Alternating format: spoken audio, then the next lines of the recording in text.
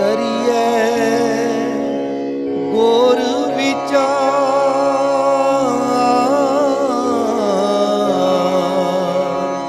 ਨਾਨਕ ਬੇੜੀ ਸੱਚ ਕੀ। ਕਰੀਏ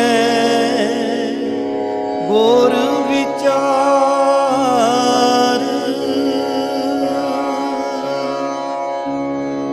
ਤੁਸੀਂ ਅੰਮ੍ਰਿਤ ਕੀਰਤਨ ਚੁੱਕੋ ਤੇ ਸਹਿਜ ਦੀ ਵਿਆਖਿਆ ਦਾ ਸ਼ੀਰਸ਼ਕ ਜਿਹਨੂੰ ਬਣਾਇਆ ਗਿਆ ਟਾਈਟਲ ਹੈ ਉਹ ਇਸੇ ਸ਼ਬਦ ਚੋਂ ਜਿਹੜਾ ਮੈਂ ਤੁਹਾਡੀ ਨਜ਼ਰ ਕਰ ਰਿਹਾ ਵੀ ਸਹਿਜ ਕੀ ਅਕਥ ਕਥਾ ਹੈ ਨਿਰਾਰੀ।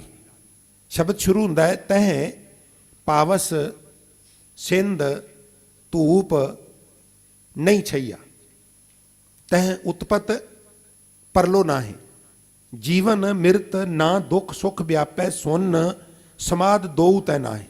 ਸਹਿਜ ਕੀ ਕਥ ਕਥਾ ਹੈ ਨਿਰਾਰੀ, ਤੁਲ ਨਹੀਂ ਚੜ੍ਹੈ, ਜਾਏ ਨਾ ਮੁਕਾਤੀ ਹਲਕੀ ਲੱਗੈ ਨਾ ਪਾਰੀ, ਰਾਤ ਦਿਨ ਸਦੋਉ ਤੈ ਨਾਹੀਂ। ਤੋ ਇਹਦੇ ਥੋੜੇ ਜਿਹੇ ਮੈਂ ਅਰਥ ਕਰਦੇ ਹਾਂ। ਉਸ ਅਵਸਥਾ ਵਿੱਚ ਆਤਮਕ ਅਵਸਥਾ ਦੀ ਸਟੇਜ ਤੇ ਜਾ ਕੇ ਨਾ ਪਾਵਸ ਬਾਰਿਸ਼, ਮੀਂਹ, ਮੀਂਹ ਦਾ ਦੇਵਤਾ ਮੰਨਿਆ ਗਿਆ ਇੰਦਰ ਨੂੰ, ਇੰਦਰ ਦੇਵਤੇ ਨੂੰ ਮਿੱਥ ਵਿੱਚ ਇਹ ਮੰਨਿਆ ਗਿਆ ਮੀਂਹ ਦਾ ਦੇਵਤਾ। ਔਰ ਉਹਦੀ ਆਪਣੀ ਇੱਕ ਪੁਰੀ ਹੈ, ਉਹਨੂੰ ਇੰਦਰਪੁਰੀ ਕਹਿੰਦੇ ਨੇ, ਜਿੱਥੇ ਇੰਦਰਿਆਂ ਦੇ ਸਾਰੇ ਸੁੱਖ ਮਿਲ, ਜੋ ਕੰਨਾਂ ਨੂੰ ਸੁਣਨ ਲਈ ਚਾਹੀਦਾ ਮਿਲ ਰਿਹਾ, ਜੋ ਵੇਖਣ ਨੂੰ ਚਾਹੀਦਾ, ਸੁੰਘਣ ਨੂੰ ਚਾਹੀਦਾ, ਖਾਣ ਨੂੰ ਚਾਹੀਦਾ, ਭੋਗਣ ਨੂੰ ਚਾਹੀਦਾ, ਸਭ ਕੁਝ ਮਿਲ ਰਿਹਾ। ਔਰ ਵੈਸੇ ਜੇ ਅਰਜ਼ ਕਰੀਏ ਤੇ ਇਸ ਧਰਤੀ ਦੇ ਉੱਤੇ ਵੀ ਬੜੇ ਇੰਦਰ ਨੇ ਜਿਨ੍ਹਾਂ ਨੂੰ ਲੋੜੀਂਦੀ ਇੰਦਰੀਆਂ ਦੀ ਖੁਰਾਕ ਮਿਲ ਰਹੀ ਹੈ, ਤੇ ਉਹ ਇੰਦਰ ਹੀ ਤੇ ਹੈ। ਇੰਦਰੀਆਂ ਨੂੰ ਮਨ ਭਾਵਕ ਚੀਜ਼ਾਂ ਪ੍ਰਾਪਤ ਹੋ ਰਹੀਆਂ। ਸੱਚੇ ਪਾਤਸ਼ਾਹ ਬਾਣੀ 'ਚ ਕਹਿੰਦੇ ਨੇ ਉਸ ਅਵਸਥਾ 'ਚ ਜਾ ਕੇ ਇੰਦਰਪੁਰੀ ਵਿੱਚ ਨਿਵਾਸ ਕਰਨ ਦੀ ਲਾਲਸਾ ਨਹੀਂ ਰਹਿੰਦੀ। ਸਹਿਜ ਦੀ ਅਵਸਥਾ ਵਿੱਚ ਕੋਈ ਉਹਨੂੰ ਕਵੇ ਵੀ ਤੂੰ ਐਂ ਕਰ ਲੈ ਤੈਨੂੰ ਇੰਦਰਪੁਰੀ ਮਿਲ ਜਾਏਗੀ, ਉਹ ਕਹਿੰਦਾ ਮੈਂ ਇੰਦਰਪੁਰੀ ਕੀ ਕਰਨੀ ਹੈ, ਮੈਨੂੰ ਇੰਦਰਪੁਰੀ ਚਾਹੀਦੀ ਨਹੀਂ। ਤਹਿ ਪਾਵਸ ਇੰਦਰਪੁਰੀ, ਸਿੰਧ ਸਮੁੰਦਰ, ਔਰ ਸਮੁੰਦਰ ਤੋਂ ਕੀ ਸੈਂਸ ਹੈ, ਸਮੁੰਦਰ 'ਚੋਂ ਜਿਹੜਾ ਦੇਵਤਾ ਪੈਦਾ ਹੋਇਆ ਬ੍ਰਹਮਾ ਵਿਸ਼ਨੂੰ ਤੇ ਮਹੇਸ਼ ਦੀ ਅਸੀਂ ਗੱਲ ਕਰਨੇ ਆ। ਉੱਥੇ ਜਾ ਕੇ ਨਾ ਇੰਦਰਪੁਰੀ ਦੀ ਲਾਲਸਾ, ਤੈਂ ਪਾਵਸ ਸਿੰਧ, ਨਾ ਵਿਸ਼ਨੂਪੁਰੀ ਦੀ ਲਾਲਸਾ, ਧੂਪ ਸੂਰਜ ਲੋਕ ਨਹੀਂ ਸ਼ਈਆ, ਸ਼ਈਆ ਮੈਨੇ ਚੰਦਰਮਾ, ਚੰਦਰ ਲੋਕ ਵਿੱਚ ਵਸਣ ਦੀ ਕੋਈ ਲਾਲਸਾ ਨਹੀਂ। ਔਰ ਮੈਂ ਇੱਕ ਬੇਨਤੀ ਕਰਾਂ, ਇਹਨਾਂ ਪੁਰੀਆਂ ਵਿੱਚ ਵਸਣ ਦੀ ਲਾਲਸਾ ਮਨੁੱਖ ਵਿੱਚ ਹੈ। ਇਹੀ ਕਾਰਨ ਹੈ ਵੀ ਇੱਥੇ ਲੋਕ ਧਰਤੀ ਦੇ ਉੱਤੇ ਭੁੱਖ ਨਾਲ ਮਰ ਰਹੇ ਨੇ। ਅਰਬਾਂ ਖਰਬਾਂ ਡਾਲਰ ਸ਼ਈਆ ਤੇ ਚੰਦਰਮੇ ਤੇ ਜਾ ਕੇ ਜੀਵਨ ਨੂੰ ਸੰਭਵ ਬਣਾਉਣ ਵਾਸਤੇ ਖਰਚ ਕੀਤਾ ਜਾ ਰਿਹਾ ਕਿ ਨਹੀਂ ਕੀਤਾ ਜਾ ਰਿਹਾ। ਵੱਖ-ਵੱਖ ਰਾਸ਼ਟਰ ਜਿਹੜੇ ਨੇ ਉਹਨਾਂ ਦਾ ਮੁਕਾਬਲਾ ਹੈ। ਅਸੀਂ ਉੱਥੇ ਇਹ ਕਰ ਰਹੇ ਹਾਂ, ਸਾਡੀ ਨਵੀਂ ਖੋਜ ਇਹ ਹੈ। ਸਾਡੀ ਖੋਜ ਕਰਨੀ ਬੁਰੀ ਗੱਲ ਨਹੀਂ, ਪਰ ਮੈਂ ਕੇਵਲ ਗੱਲ ਸਮਝਣ ਲਈ ਅਰਜ਼ ਕਰ ਰਿਹਾ। ਉਸ ਅਵਸਥਾ ਵਿੱਚ ਨਾ ਇੰਦਰਲੋਕ ਵਿੱਚ ਵਸਣ ਦੀ ਲਾਲਸਾ, ਨਾ ਸੂਰਜ ਲੋਕ ਵਿੱਚ ਵਸਣ ਦੀ ਲਾਲਸਾ, ਨਾ ਚੰਦਰਮੇ ਤੇ ਵਸਣ ਦੀ ਲਾਲਸਾ। ਪਾਵਸ ਸਿੰਧ ਧੂਪ ਨਹੀਂ ਛਈਆ, ਤੈਂ ਉਤਪਤ ਪਰਲੋ ਨਾ ਹੈ। ਉਤਪਤ ਕੌਣ ਕਰਦਾ ਹੈ? ਬ੍ਰਹਮਾ, ਬ੍ਰਹਮਪੁਰੀ। ਪਰਲੋ ਕੌਣ ਲਿਆਉਂਦਾ ਹੈ? ਸ਼ਿਵ ਜੀ, ਸ਼ਿਵਪੁਰੀ। ਸ਼ਿਵਪੁਰੀ ਦੀ ਵੀ ਕੋਈ ਲਾਲਸਾ ਨਹੀਂ। ਤੈਂ ਪਾਵਸ ਸਿੰਧ ਧੂਪ ਨਹੀਂ ਛਈਆ, ਤੈਂ ਉਤਪਤ ਪਰਲੋ ਨਾਹੀਂ, ਜੀਵਨ ਮਿਰਤ, ਜ਼ਿਆਦਾ ਜਿਉਣ ਦੀ ਲਾਲਸਾ ਤੇ ਮੌਤ ਦਾ ਡਰ, ਦੋ ਤੈ ਨਾਹੀਂ। ਜੀਵਨ ਮਿਰਤ, ਉਸ ਅਵਸਥਾ ਵਿੱਚ ਮਨੁੱਖ ਨੂੰ ਇਹ ਲਾਲਸਾ ਨਹੀਂ ਹੁੰਦੀ ਵੀ ਹਾਏ ਮੈਂ ਹੋਰ ਜੀਵਾਂ, ਤੇ ਮੌਤ ਦਾ ਖੌਫ ਨਹੀਂ ਹੁੰਦਾ। ਇੱਥੇ ਮੈਂ ਥੋੜਾ ਜਿਹਾ ਰੋਕ ਕੇ ਇੱਕ ਬੇਨਤੀ ਕਰਨੀ ਚਾਹੁੰਦਾ। ਜਦੋਂ ਸ਼ਬਦ ਨੂੰ ਵਿਚਾਰੇਗਾ, ਇੱਕ ਸ਼ਬਦ ਵਿਚਾਰੀਏ ਰਾਹ ਵਾਲੀ ਪੰਕਤੀ, ਉਹਦੇ ਵਿੱਚ ਇਹ ਅਵਸਥਾ ਆਵੇਗੀ ਵੀ ਉਹ ਸਹਿਜ ਦੀ ਅਵਸਥਾ ਚਲੇਗਾ। ਸਹਿਜ ਵਾਲਾ ਬੰਦਾ ਮੌਤ ਤੋਂ ਵੀ ਨਹੀਂ ਡਰਦਾ। ਕਿਉਂ? ਕਿਉਂਕਿ ਉਹਨੇ ਸ਼ਬਦ ਨੂੰ ਵਿਚਾਰਿਆ। ਸ਼ਬਦ ਨੇ ਉਹਦਾ ਬ੍ਰੇਨ ਵਾਸ਼ ਕਰ ਦਿੱਤਾ, ਮੌਤ ਦਾ ਡਰ ਦੂਰ ਕਰ ਦਿੱਤਾ। ਮੈਨੂੰ ਇਹ ਸ਼ਬਦ ਬੜਾ ਪ੍ਰੀਤਕਰ ਲੱਗਦਾ ਜਿਹੜਾ ਮੈਂ ਤੁਹਾਡੀ ਨਜ਼ਰ ਕਰਨ ਜਾ ਰਿਹਾ। ਭਗਤ ਕਬੀਰ ਸਾਹਿਬ ਕਹਿੰਦੇ ਨੇ, ਜੇ ਮਰਨੇ ਸਭ ਜਗਤ ਤਰਾਸਿਆ। ਜਿਸ ਮੌਤ ਤੋਂ ਹਰੇਕ ਮਨੁੱਖ ਡਰ ਰਿਹਾ, ਔਰ ਇਹ ਬਕਾਇਦਾ ਡਰ ਹੈ।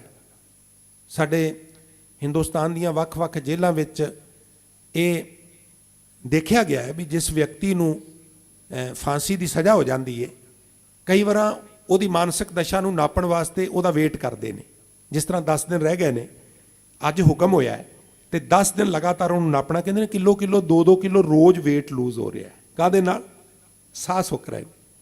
ਉਹਦੇ ਵਿੱਚ ਸਾਡੇ ਹਿੰਦੁਸਤਾਨ ਦੀਆਂ ਜੇਲ੍ਹਾਂ ਦਾ ਇੱਕ ਇਹ ਵੀ ਰਿਕਾਰਡ ਹੈ, ਵੀ ਦੋ ਸਿੱਖ ਨੌਜਵਾਨਾਂ ਦਾ ਜਦੋਂ ਉਹਨਾਂ weight ਤੋਲਿਆ ਤੇ ਉਹ ਘਟਿਆ ਨਹੀਂ ਸਗੋਂ ਵਧਿਆ। ਭਾਈ ਸਾਹਿਬ ਭਾਈ ਸੁੱਖਾ ਸਿੰਘ ਤੇ ਭਾਈ ਸਾਹਿਬ ਭਾਈ ਜਿੰਦਾ ਸਿੰਘ ਪੂਨੇ ਦੀ ਜੇਲ੍ਹ ਦੇ ਵਿੱਚ, ਇਹ ਉੱਥੋਂ ਦਾ ਰਿਕਾਰਡ ਕਹਿੰਦਾ ਵੀ ਉਹਨਾਂ ਦਾ weight ਘਟਿਆ ਨਹੀਂ ਸਗੋਂ ਵਧਿਆ। ਇਹ ਬਿਲਕੁਲ ਨਾਵਲ ਨਹੀਂ, ਸੱਚੀ ਗੱਲ ਜੇ ਵੀ ਇਹਨਾਂ ਸੂਰਮਿਆਂ ਨੇ ਮੌਤ ਦੇ ਫਲਸਫੇ ਨੂੰ ਸਮਝ ਲਿਆ ਸੀ। ਸੱਚੀ ਮੁੱਚੀ ਮੌਤ ਦਾ ਕੋਈ ਡਰ ਨਹੀਂ ਸੀ। ਮੈਡੀਕਲ ਸਾਇੰਸ ਕਹਿ ਰਹੀ ਹੈ, ਮੈਂ ਥੋੜਾ ਕਹਿ ਰਿਹਾ। ਵਜ਼ਨ ਨਹੀਂ ਘਟ ਰਿਹਾ, ਉਲਟਾ ਵੱਧ ਰਿਹਾ। ਤੋ ਕਹਿੰਦੇ ਜੇ ਮਰਨਾ ਸਭ ਜਗਤ ਤਰਾਸਿਆ, ਸੋ ਮਰਨਾ ਗੁਰ ਸ਼ਬਦ ਪ੍ਰਕਾਸਿਆ। ਹਨੇਰੇ ਵਿੱਚ ਤੇ ਭੁਲੇਖਾ ਪੈਂਦਾ ਹੈ ਨਾ, ਚਾਨਣ 'ਚ ਨਹੀਂ ਪੈਂਦਾ। ਗੁਰਬਾਣੀ ਦੀ ਰੋਸ਼ਨੀ ਵਿੱਚ ਮੌਤ ਦਾ ਭੁਲੇਖਾ ਦੂਰ ਹੋ ਗਿਆ। ਮੈਨੂੰ ਮੌਤ ਦੀ ਅਸਲੀਅਤ ਸਮਝ ਵਿੱਚ ਆ ਗਈ। ਔਰ ਉਹ ਅਸਲੀਅਤ ਕੀ ਹੈ, ਉਹਨੂੰ ਗੁਰੂ ਅਰਜਨ ਸਾਹਿਬ ਨੇ ਖੋਲ੍ਹਿਆ। ਕਿ ਹਜ਼ੂਰ ਜਾ ਰਹੇ ਨੇ, ਨਾਲ ਕੁਝ ਸਿੱਖ ਨੇ, ਰੋਣ ਦੀ ਆਵਾਜ਼ ਆਉਂਦੀ ਹੈ। ਹਜ਼ੂਰ ਕਹਿੰਦੇ ਨੇ ਪਤਾ ਕਰੋ ਕੀ ਹੈ। ਤੋਂ ਆ ਕੇ ਦੱਸਦੇ ਮਹਾਰਾਜ ਫਲਾਣਾ ਮਰ ਗਿਆ। ਗੱਲ ਸਮਝ ਲਈ, ਮੈਂ ਮਰ ਗਿਆ ਸ਼ਬਦ ਵਰਤ ਰਿਹਾ, ਖਿਮਾ ਕਰ ਦੇਣਾ। ਤੋ ਉੱਥੇ ਸੱਚੇ ਪਾਤਸ਼ਾਹ ਕਹਿੰਦੇ ਨੇ ਵੀ ਮਰਦਾ ਤੇ ਕੋਈ ਹੈ ਹੀ ਨਹੀਂ। ਨਹੀਂ ਮਹਾਰਾਜ ਸੱਚੀ ਮੁੱਚੀ ਮਰ ਗਿਆ। ਮਹਾਰਾਜ ਕਹਿੰਦੇ ਨਹੀਂ, ਆਤਮਾ ਅਮਰ ਹੈ। ਔਰ ਜਿਸ ਪੰਜ ਭੂਤਕ ਸਰੀਰ ਤੇ ਇਹਨੇ ਕੁਝ ਵਰੇ ਹੂੰਟੇ ਲਏ ਨੇ ਨਾ, ਉਹ ਤੱਤ ਵੀ ਨਹੀਂ ਮਰਦੇ। ਤੁਸੀਂ ਬਾਣੀ 'ਚ ਪੜ੍ਹਦੇ ਹੀ ਹੋ, ਪਵਨੇ ਮੈਂ ਪਵਨ ਸਮਾਇਆ, ਜੋਤੀ ਮੈਂ ਜੋਤ ਰਲ ਜਾਇਆ, ਮਾਟੀ ਮਾਟੀ ਹੋਈ ਰੋਵਣ ਹਾਰੇ ਕੀ, ਕੌਣ ਮੁਆਰੇ ਕੌਣ ਮੁਆ, ਕੌਣ ਮੁਆਰੇ ਕੌਣ ਮੁਆ, ਕੌਣ ਮੁਆਰੇ ਕੌਣ ਮੁਆ, ਕੌਣ ਮੁਆਰੇ ਕੌਣ ਮੁਆ।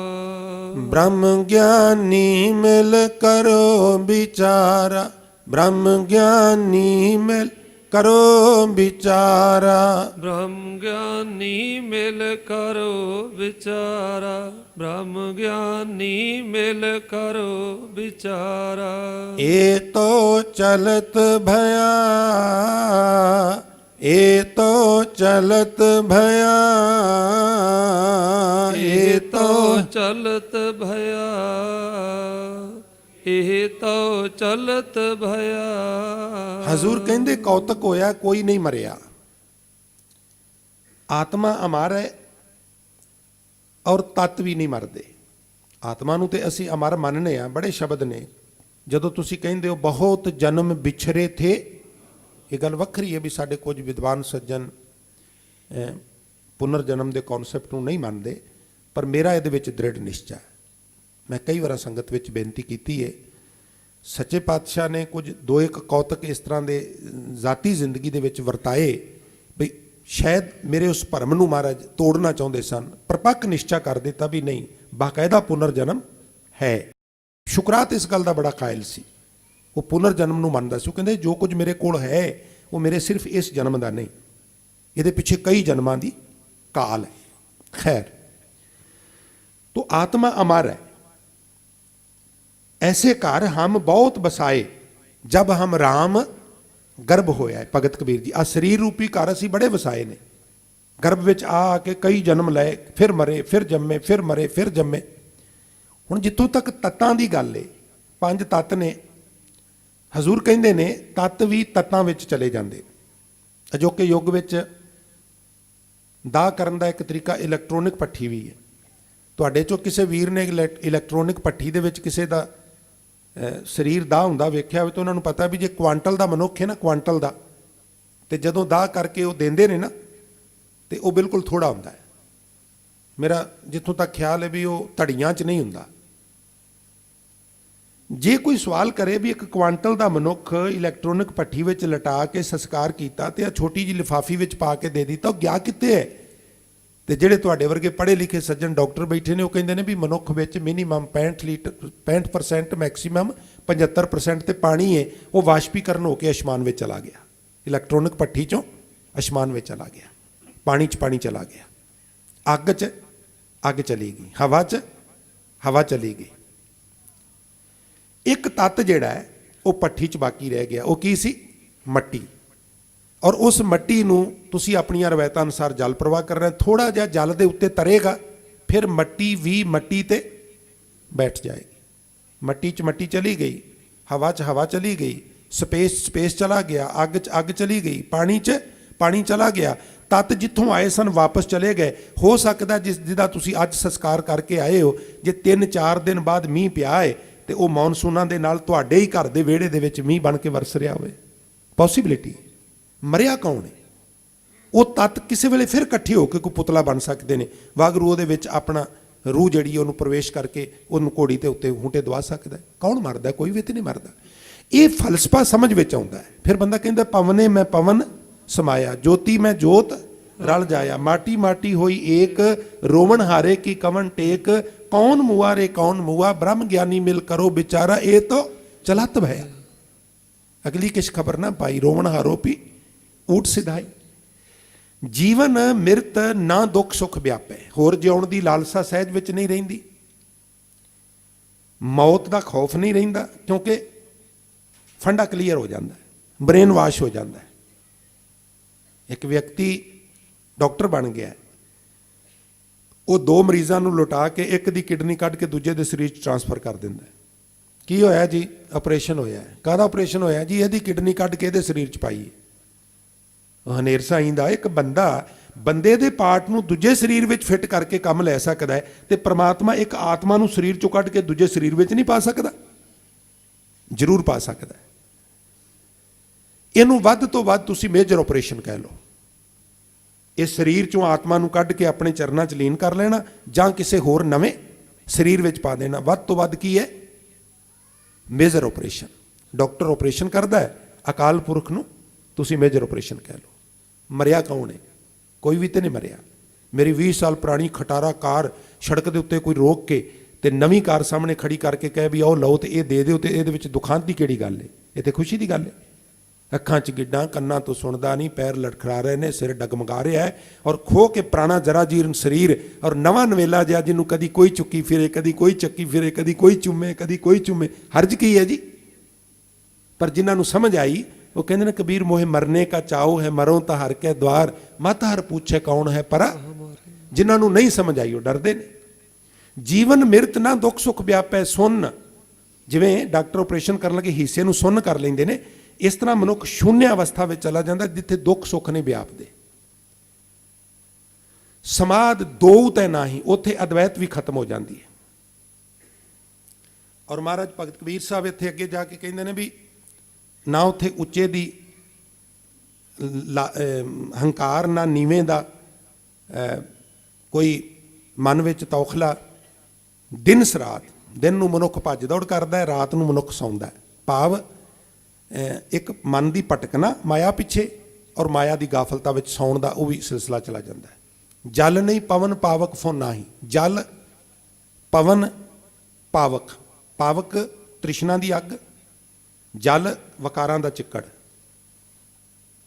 ਔਰ ਪਵਨ ਜਿਹੜੀ ਮਨ ਨੂੰ ਇੱਧਰ ਉੱਧਰ ਡਾਉਂਦੀ ਹੈ। ਇਹ ਸਾਰੀਆਂ ਚੀਜ਼ਾਂ ਨਦਾਰਦ ਹੋ ਜਾਂਦੀਆਂ।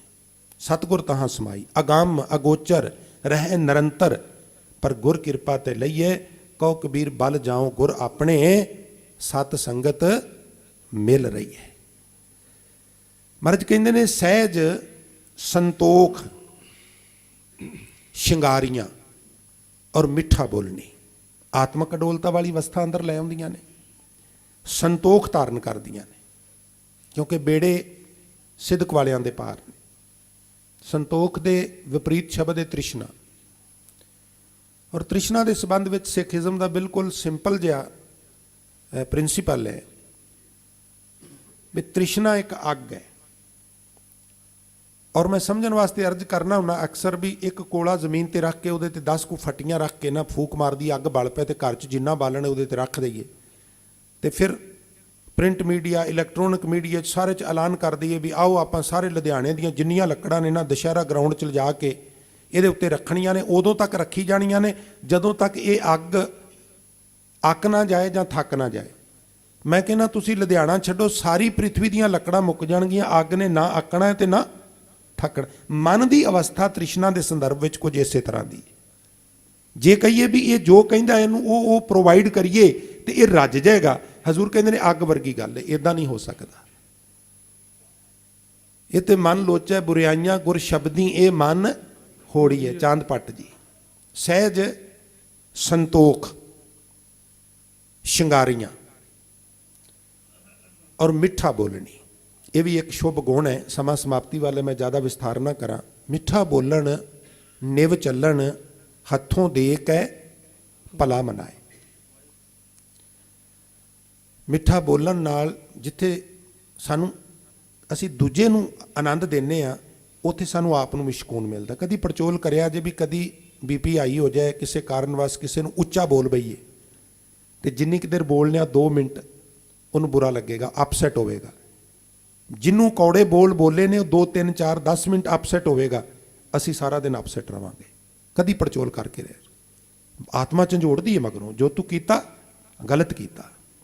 ਭਾਈ ਸਾਹਿਬ ਭਾਈ ਗੁਰਦਾਸ ਜੀ ਕਹਿੰਦੇ ਨੇ, ਮਧੁਰ ਬਚਨ ਸਮਸਰ ਨਾ ਪੂਜਸ ਮਦ। ਮਿੱਠੇ ਬੋਲ ਦਾ ਮੁਕਾਬਲਾ ਤੇ ਸ਼ਾਇਦ ਵੀ ਨਹੀਂ ਕਰ ਸਕਦਾ। ਕਰਕ ਸ਼ਬਦ ਸਰ ਬਿਖਣਾ ਬਿਖਮ ਹੈ, ਔਰ ਕੌੜਾ ਸ਼ਬਦ ਤੇ ਜ਼ਹਿਰ ਨਾਲੋਂ ਵੀ ਕੌੜਾ ਹੁੰਦਾ ਹੈ। ਮਧੁਰ ਬਚਨ ਸ਼ੀਤਲਤਾ ਮਿਸ਼ਟਾਨ ਪਾਨ। ਮਿੱਠਾ ਬਚਨ ਸਾਨੂੰ ਮਿਸ਼ਠਾਨ ਵਾਂਗੂ ਮਿੱਠਾ ਲੱਗਦਾ ਹੈ, ਸਾਨੂੰ ਠੰਡ ਪਹੁੰਚਾਉਂਦਾ ਹੈ।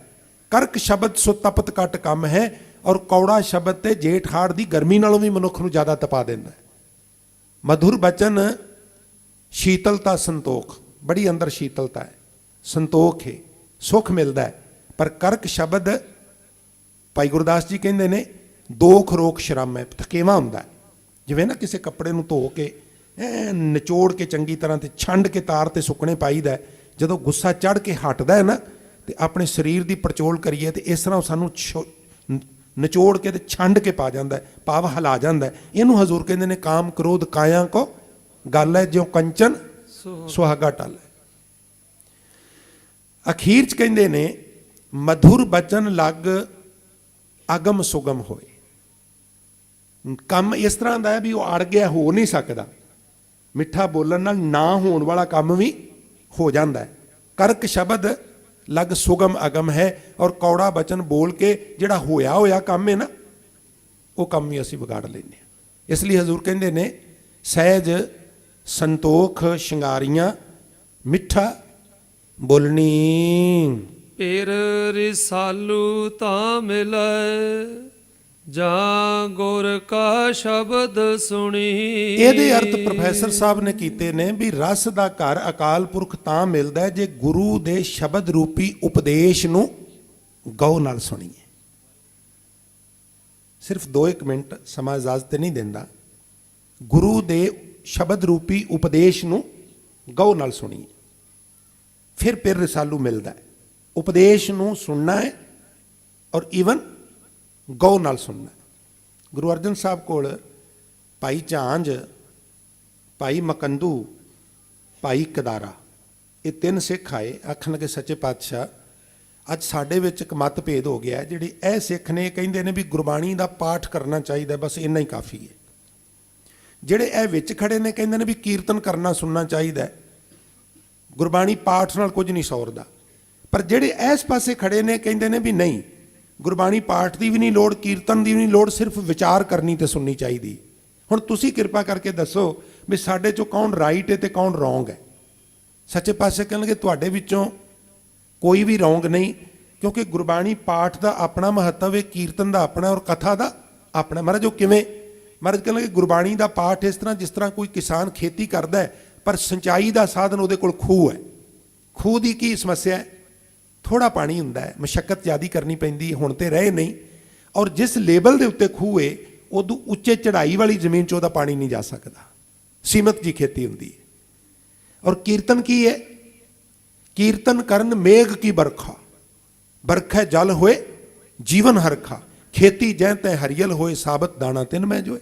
ਇਹ ਤੇ ਅੰਜ ਜਿਵੇਂ ਮੋਹਲੇ ਧਾਰ ਮੀਂਹ ਪੈਂਦਾ, ਗਰੀਬ ਦੇ ਖੇਤ ਵਿੱਚ ਵੀ, ਅਮੀਰ ਦੇ ਵਿੱਚ ਵੀ, ਗੁਲਾਬ ਦੇ ਫੁੱਲ ਤੇ ਵੀ, ਗੰਦਗੀ ਤੇ ਵੀ, ਇੱਧਰ ਵੀ ਉੱਧਰ ਵੀ, ਸਾਰੀ ਬਨਸਪਤੀ ਨੂੰ, ਇਮਾਰਤਾਂ ਨੂੰ, ਬ੍ਰਹਿਮੰਡ ਨੂੰ ਇਸ਼ਨਾਨ ਕਰਾ ਕੇ, ਧੋ ਧਾ ਕੇ ਔਰ ਸੋਹਣਾ ਬਣਾ ਕੇ ਟੁਰ ਜਾਂਦਾ ਹੈ। ਕੀਰਤਨ ਤੇ ਬਾਰਿਸ਼ ਦੀ ਨਿਆਈ ਹੈ, ਮੋਹਲੇ ਧਾਰ ਮੀਂਹ ਹੈ।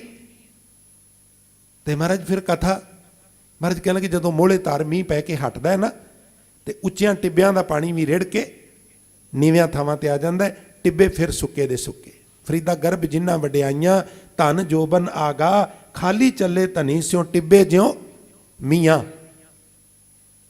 ਫਿਰ ਹਜ਼ੂਰ ਕਹਿਣ ਲੱਗੇ, ਸੁਨੋ ਵਿਸਾਲ ਕਥਾ ਕੋ ਫਲ ਹੈ, ਚਰੀ ਲਾਗ ਬਰਖਤ ਜਿਮ ਜਲ ਹੈ, ਥਿਮਕ ਥਿਮਕ ਬੂੰਦਾਂ ਜੋ ਪਰਹੀ, ਥਿਮਕ ਥਿਮਕ ਬੂੰਦਾਂ ਜੋ ਪਰਹੀ, ਸਭ ਧਰਨੀ ਆਪਣੇ ਮੈਂ ਧਰੀ।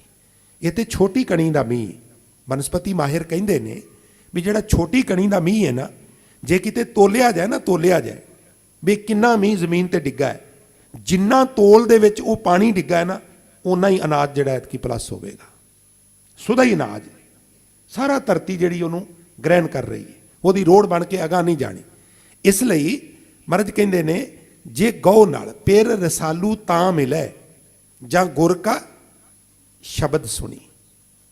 ਇੱਕ ਥਾਂ ਕਬੀਰ ਸਾਹਿਬ ਕਹਿੰਦੇ ਨੇ, ਜਾ ਕੇ ਨਿਗਮ ਦੂਧ ਕੇ ਠਾਟਾ, ਸਮੁੰਦ ਬਲੋਵਨ ਕੋ ਮਾਟਾ, ਤਾਂ ਕਿ ਹੋ ਬਲੋਵਨ ਹਾਰੀ, ਕਿਉਂ ਮੇਟੇ ਕੋ ਛਾਛ ਤੁਹਾਰੀ। ਜਿਸ ਤਰ੍ਹਾਂ ਦੁੱਧ ਰਿੜਕੀਦਾ, ਖਿਮਾ ਕਰਨਾ, ਦਹੀਂ ਰਿੜਕੀਦਾ ਚਾਟੀ 'ਚ ਪਾ ਕੇ, ਤੇ ਉਹਦੇ 'ਚੋਂ ਮੱਖਣ, ਲੱਸੀ, ਛਿੱਡੀ ਇਤਿਆਦਿਕ ਨਿਕਲਦੀ ਏ। ਕਹਿੰਦੇ ਨੇ ਇਸ ਤਰ੍ਹਾਂ ਧਾਰਮਿਕ ਦਹੀਂ ਬਣਾ ਕੇ ਰੇੜਕਾ ਪਾ, ਅੱਬਲ ਤੇ ਮੱਖਣ, ਨਹੀਂ ਤੇ ਲੱਸੀ ਤੇ ਵੱਟ ਤੇ ਪਈ। ਸੈਂਸ ਕੀ ਹੈ? ਅੱਬਲ ਤੇ ਬਹੁਤ ਜ਼ਿਆਦਾ ਇਸ ਵਿਚਾਰ ਦਾ ਫਾਇਦਾ ਹੋਵੇਗਾ, ਤੇ ਜੇ ਤੈਨੂੰ ਨਾ ਵੀ ਸੁਣ ਸੁਣਾਉਣ ਦੀ ਜਾਚ ਆਈ, ਉਦੜ ਗੁਦੜੀ ਵੀ ਗੱਲ ਹੋਈ ਨਾ, ਤੇ ਕੁਝ ਨਾ ਕੁਝ ਲਾਭ ਤੇ ਇਹਦਾ ਜ਼ਰੂਰ ਹੋਵੇਗਾ। ਰਾਏ ਸਾ ਪਿਆਰੇ ਕਾ ਰਾਏ ਸਾ, ਜਿਤ ਸਦਾ ਸੁਖ ਹੋਏ। ਸਤਿਗੁਰੂ ਕਾ ਉਪਦੇਸ਼ ਸੁਣ ਤੂੰ ਹੋਵੇ, ਕਹਿ ਨਾਨਕ ਮਨ ਪਿਆਰੇ ਤੂੰ ਸਦਾ ਸੱਚ ਸੰਭਾਲੇ। ਕੀਤੀਆਂ ਤੇਰੀਆਂ ਕੁਦਰਤੀ, ਕੇਵਡ ਤੇਰੀ ਦਾਤ। ਹੇ ਵਾਹਿਗੁਰੂ, ਤੇਰੀ ਕੁਦਰਤ, ਤੇਰੀਆਂ ਦਾਤਾਂ ਦਾ ਕੋਈ ਮਿੱਤ ਅੰਦਾਜ਼ਾ ਨਹੀਂ। ਕੀਤੇ ਤੇਰੇ ਜੀ ਜੰਤ, ਸਿਫਤ ਕਰਹਿ ਦਿਨ ਰਾਤ। ਔਰ ਕਈ ਤੇਰੇ ਇਸ ਤਰ੍ਹਾਂ ਦੀ ਸ੍ਰਿਸ਼ਟੀ ਵਿੱਚ ਜੀ ਨੇ, ਜੰਤੂ ਨੇ, ਜਿਹੜੇ ਦਿਨ ਰਾਤ ਤੇਰੀ ਸਿਫਤ ਸਲਾਹ ਕਰਦੇ ਹਨ। ਕੀਤੇ ਤੇਰੇ ਰੂਪ ਰੰਗ, ਕੀਤੇ ਜਾਤ ਅਜਾਤ। ਕਈ ਰੂਪਾਂ ਦੇ, ਕਈ ਰੰਗਾਂ ਦੇ, ਕਈ ਜਾਤਾਂ ਤੇ ਪਾਤਾਂ ਦੇ ਜੀਵ ਤੇਰੀ ਸ੍ਰਿਸ਼ਟੀ ਵਿੱਚ ਨੇ, ਜਿਹੜੇ ਤੇਰੀ ਸਿਫਤ ਸਲਾਹ ਕਰਦੇ ਹਨ। ਸੱਚ ਮਿਲੈ ਸੱਚ ਉਪਜੈ, ਸੱਚ ਮਹਿ ਸਾਚ ਸਮਾਏ। ਅਗਲੀ ਵੀ ਪੜ੍ਹ ਲਿਓ। ਸੁਰਤ ਹੋਵੈ ਪਤ ਉਗਵੈ, ਗੁਰ ਬਚਨੀ ਭਉ ਖਾਏ। ਜਦੋਂ ਕੋਈ ਜੀਵ ਪ੍ਰਭੂ ਦੇ ਨਾਮ ਸ਼ਬਦ ਵਿੱਚ ਸੁਰਤ ਜੋੜਦਾ ਹੈ, ਤੇ ਫਿਰ ਉਹਦੀ ਪੱਤ ਉਗਵਦੀ ਹੈ। ਦੇਖੋ, ਇਨਸਾਨਾਂ ਸਾਰਿਆਂ ਦਾ ਕੱਦ ਕਾਠ, ਰੂਪ ਰੰਗ, ਨੈਣ ਨਕਸ਼ ਇੱਕੋ ਜਿਹੇ ਨੇ, ਪਰ ਇੱਕੋ ਵੀ ਵਿਅਕਤੀ ਹੈ ਜਿਹਦੇ ਅੱਗੇ ਜਾ ਕੇ ਹੱਥ ਜੁੜ ਜਾਂਦੇ ਨੇ। ਅਸੀਂ ਇੱਥੋਂ ਘਰ ਜਾ ਰਹੇ ਹਾਂ, ਗਰਮੀਆਂ ਦੀ ਰੁੱਤ 'ਤੇ, ਸ਼ਿਖਰ ਦੁਪਹਿਰੇ, ਪਿਆਸ ਲੱਗੀ ਏ, ਤੁਰੇ ਜਾ ਰਹੇ ਹਾਂ, ਸਾਰੀ ਧਰਤੀ ਦੇ ਹੇਠਾਂ ਪਾਣੀ ਹੈ, ਪਰ ਇੱਕ ਥਾਂ ਤੇ ਹੈਂਡ ਪੰਪ ਲੱਗਾ ਹੈ, ਉੱਥੋਂ ਪਾਣੀ ਥੱਲਿਓਂ ਪ੍ਰਗਟ ਹੋ ਰਿਹਾ ਹੈ। ਉੱਥੇ ਇੱਕ ਜਣਾ ਨਲਕਾ ਗੇੜ ਰਿਹਾ ਹੈ, ਔਰ ਦੂਜਾ ਜਿਹੜਾ ਅੰਜਲੀ ਕਰਕੇ ਥੱਲੇ ਚੁੱਕ ਜਾਂਦਾ। ਕਿਉਂ? ਪਾਣੀ ਤੇ ਸਾਰੀ ਧਰਤੀ ਤੇ ਹੈ, ਪਰ ਧਰਤੀ ਦੇ ਉਸ ਪੁਆਇੰਟ ਦੇ ਉੱਤੇ ਪਾਣੀ ਜਿਹੜਾ ਹੇਠੋਂ ਪ੍ਰਗਟ ਹੋ ਰਿਹਾ। ਇਸੇ ਤਰ੍ਹਾਂ ਜਿਹੜੇ ਸ਼ਬਦ ਵਿੱਚ ਸੁਰਤ ਜੋੜਦੇ ਨੇ, ਉਹਨਾਂ ਦੀ ਪੱਤ ਉਪਜਦੀ ਹੈ, ਉਹਨਾਂ ਦਾ ਸਤਿਕਾਰ ਆਮ ਨਾਲੋਂ ਫਿਰ ਜ਼ਿਆਦਾ ਹੁੰਦਾ ਹੈ। ਔਰ ਸੱਚ ਮਿਲੈ ਸੱਚ ਉਪਜੈ, ਸੱਚ ਮੈਂ ਸਾਚ ਸਮਾਏ। ਸਦਾ ਥਿਰ ਅਕਾਲ ਪੁਰਖ ਵਾਹਿਗੁਰੂ ਵਿੱਚ ਜਦੋਂ ਉਹ ਆਪਣੀ ਸੁਰਤ ਨੂੰ ਜੋੜਦੇ ਨੇ, ਅਭੇਦ ਹੁੰਦੇ ਨੇ, ਉਹਦਾ ਰੂਪ ਹੁੰਦੇ ਨੇ। ਸੁਰਤ ਹੋਵੇ ਪਤ ਉਗਵੈ, ਗੁਰ ਬਚਨੀ ਭਉ ਖਾਏ। ਗੁਰੂ ਦੇ ਬਚਨਾਂ ਦੇ ਮਾਧਿਅਮ ਨਾਲ ਉਹ ਭਉ ਨੂੰ ਖਾ ਜਾਂਦਾ ਹੈ। ਕਿਵੇਂ? ਡੱਡਾ ਡਰ ਉਪਜੈ ਡਰ ਜਾਈ। ਜਦੋਂ ਵਾਹਿਗੁਰੂ ਦਾ ਨਿਰਮਲ ਅਦਬ ਅੰਦਰ ਵਸਦਾ ਹੈ, ਤੇ ਫਿਰ ਕੀ ਹੁੰਦਾ ਹੈ? ਬਾਕੀ ਸਾਰੇ ਡਰ ਦੂਰ ਹੋ ਜਾਂਦੇ ਨੇ। ਤਾਂ ਡਰ ਮੈਂ ਡਰ ਰਿਹਾ ਸਮਾਈ, ਉਹਦੇ ਡਰ ਜਿਹੜਾ ਉਹਨਾਂ ਦੂਜੇ ਡਰਾਂ ਨੂੰ ਜਜ਼ਬ ਕਰ ਲੈਂਦਾ ਹੈ। ਜਾਂ ਡਰ ਡਰੇ, ਜੇ ਵਾਹਿਗੁਰੂ ਦੇ ਨਿਰਮਲ ਅਦਬ ਤੋਂ ਡਰਨ ਲੱਗ ਪਿਆ, ਨਿਰਮਲ ਅਦਬ ਕਰਨਾ ਛੱਡ ਦਿੱਤਾ, ਤਾਂ ਫਿਰ ਡਰ ਲੱਗ ਗਿਆ। ਦੁਨੀਆ ਦੇ ਡਰ ਫਿਰ ਚੰਬੜ ਜਾਣਗੇ। ਨਿਡਰ ਹੋਏ, ਫਿਰ ਵਾਹਿਗੁਰੂ ਦਾ ਨਿਰਮਲ ਅਦਬ ਵਸਾ ਲਿਆ, ਡਰ ਉਰ ਹੋਏ ਭਾਗੇ। ਜਾਂ ਨਿਰਭਉ ਜਪੈ, ਸਗਲ ਭਉ ਮਿਟੈ। ਮਹਾਰਾਜ ਬਖਸ਼ਿਸ਼ ਕਰ ਰਹੇ ਨੇ, ਗੁਰ ਬਚਨੀ ਭਉ ਖਾਏ। ਨਾਨਕ ਸੱਚਾ ਪਾਤਸ਼ਾਹ, ਆਪੇ ਲਏ ਮਿਲਾਏ। ਇਸ ਪ੍ਰਕਾਰ ਉਹ ਅਕਾਲ ਪੁਰਖ ਵਾਹਿਗੁਰੂ, ਸਦਾ ਥਿਰ ਅਕਾਲ ਪੁਰਖ ਜਿਹੜਾ ਪਾਤਸ਼ਾਹ, ਅਬਨਾਸ਼ੀ ਖੇਮ ਜਿਹੜਾ ਹੈ, ਉਹ ਆਪ ਹੀ ਜੀਵ ਨੂੰ ਮਿਲਾ ਲੈਂਦਾ ਹੈ। ਭਾਵ ਸ਼ੁਭ ਗੁਣ ਬਖਸ਼ ਕੇ ਗੁਰੂ ਦੇ ਮਾਧਿਅਮ ਨਾਲ ਉਹਦੀ ਜੀਵਨ ਜੁਗਤ ਇਸ ਤਰ੍ਹਾਂ ਦੀ ਬਣਾ ਦਿੰਦਾ ਹੈ ਕਿ ਉਸ ਦੀ ਆਤਮਾ ਪ੍ਰਮਾਤਮਾ ਵਿੱਚ ਅਭੇਦ ਹੋ ਜਾਂਦੀ ਹੈ। ਇਸੇ ਨੂੰ ਅਸੀਂ ਕਹਿੰਦੇ ਹਾਂ, ਇਹ ਲੋਕ ਸੁਖੀਏ ਪਰਲੋਕ ਸੁਹੇਲੇ, ਨਾਨਕ ਹਰ ਪ੍ਰਭ ਆਪੇ ਮੇਲੇ। ਮਾਂ ਵਾਕਾਂ ਅਨੁਸਾਰ ਜੀਵਨ ਸਫਲ ਹੋ ਜਾਂਦਾ ਹੈ। ਸਾਧ ਸੰਗਤ, ਇੰਨੀਆਂ ਬੇਨਤੀਆਂ ਪ੍ਰਵਾਨ ਕਰਨੀਆਂ, ਹੋਈਆਂ ਭੁੱਲਾਂ ਗਲਤੀਆਂ ਦੀ ਮੁਆਫੀ ਬਖਸ਼ਿਸ਼ ਕਰਨੀ। ਤੋ ਆਉਣ ਵਾਲੇ ਦਿਨਾਂ ਦੇ ਵਿੱਚ ਮੈਂ ਸਾਧ ਸੰਗਤ ਦੇ ਗਿਆਤ ਵਾਸਤੇ ਬੇਨਤੀ ਕਰਦੇ ਹਾਂ, ਗੁਰਮੁਖ ਪਿਆਰੇ ਪ੍ਰਿੰਸੀਪਲ ਰਵੀ ਸਿੰਘ ਚੰਡੀਗੜ੍ਹ ਵਾਲੇ, ਇਹਨਾਂ ਤੋਂ ਇਲਾਵਾ ਗਿਆਨੀ ਬਲਵਿੰਦਰ ਸਿੰਘ ਦਮਦਮਾ ਸਾਹਿਬ ਵਾਲੇ, ਗਿਆਨੀ ਗੁਰਚੇਤਨ ਸਿੰਘ, ਗਿਆਨੀ ਬਚਿੱਤਰ ਸਿੰਘ, ਗਿਆਨੀ ਇਕਬਾਲ ਸਿੰਘ ਔਰ ਹੋਰ ਵੀ ਬਹੁਤ ਸਾਰੇ ਵਿਦਵਾਨ ਇੱਕ ਇੱਕ ਦੋ ਦੋ ਦਿਨ ਦੀਆਂ ਹਾਜ਼ਰੀਆਂ ਦੇ ਮਾਧਿਅਮ ਨਾਲ ਆਪ ਸੰਗਤਾਂ ਦੇ ਦਰਸ਼ਨ ਕਰਨਗੇ। ਆਪ ਸਾਰੀਆਂ ਸੰਗਤਾਂ ਨੇ ਇਸੇ ਤਰ੍ਹਾਂ ਹਾਜ਼ਰੀਆਂ ਭਰ ਕੇ ਗੁਰੂ ਘਰ ਦੀਆਂ ਖੁਸ਼ੀਆਂ ਪ੍ਰਾਪਤ ਕਰਨੀਆਂ, ਹੋਈਆਂ ਭੁੱਲਾਂ ਗਲਤੀਆਂ ਦੀ ਮੁਆਫੀ ਬਖਸ਼ਿਸ਼ ਕਰਨੀ। ਗੁਰੂ ਫਤਿਹ ਦੀ ਸਾਂਝ ਨਾਲ ਅਸੀਸ ਦਿਓ ਜੀ। ਵਾਹਿਗੁਰੂ ਜੀ ਕਾ ਖਾਲਸਾ, ਵਾਹਿਗੁਰੂ ਜੀ ਕੀ ਫਤਿਹ। ਕਰੀਏ ਗੁਰ ਵਿਚਾਰ,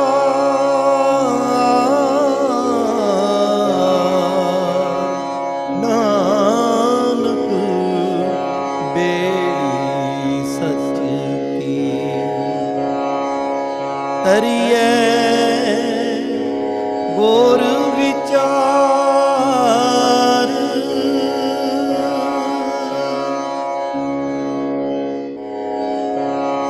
ਕਰੀਏ ਗੁਰ ਵਿਚਾਰ,